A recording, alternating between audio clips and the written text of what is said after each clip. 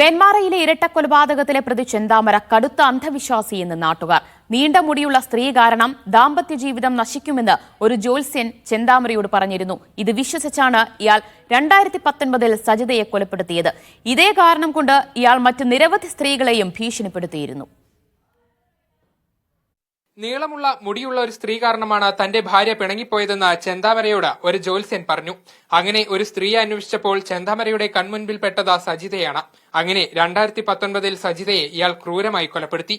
കഴിഞ്ഞ 2 മാസത്തിനിടെ സമാനമായ കാരണം പറഞ്ഞ് 2 സ്ത്രീകളെ ഇയാൾ ഭീഷണിപ്പെടുത്തിയിരുന്നു. സജിതയെ കൊലപ്പെടുത്തിയ ദിവസം ചെന്താമര തന്റെ ഭാര്യയെയും കൊലപ്പെടുത്താൻ ശ്രമിച്ചതായി ഇയാളുടെ ബന്ധു പറയുന്നു. അവന് അന്ധവിശ്വാസം ഉണ്ടാകുകയായിരിക്കും. തലയ്ക്ക് മെന്റലോ കിന്റലോ ഒന്നുമില്ല. നല്ല ബുദ്ധിയും നല്ല തന്റെടത്തോട് ജീവിക്കണമെന്ന് തന്നെ. അവന് ഒരു മെന്റലും ഇല്ല. മേഖലയിലെ സ്ത്രീകളും ഭയത്തിലാണ്.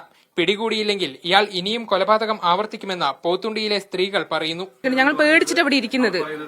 ഇപ്പോഴും ഞങ്ങൾ പേടിച്ചിട്ടാണ്. അയാൾ വന്നവിടുന്ന് കൂടി ഞങ്ങൾ ടെൻഷനാണ്. എന്താ വെച്ചാൽ ആരും ഇനി കൊല്ലും, ആര് കുടുംബത്തിന് ഇനി നഷ്ടപ്പെടുന്നുള്ളത് അറിയില്ല പറഞ്ഞിട്ട് ഇരിക്കുകയായിരുന്നു ഞങ്ങള്.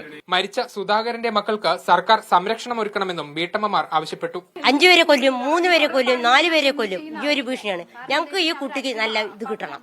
അല്ലാണ്ട് ഈ മരിപ്പെടുക്കാൻ ഞങ്ങൾ ഒരിക്കലും സമ്മതിക്കില്ല. അതിനിടെ പ്രദേശത്തെ ജലാശയങ്ങളിൽ സ്കൂബ ഡൈവിംഗ് ടീം പരിശോധന നടത്തി. എന്നാൽ ഫലം കണ്ടില്ല. മീഡിയ 1 പാലക്കാട്.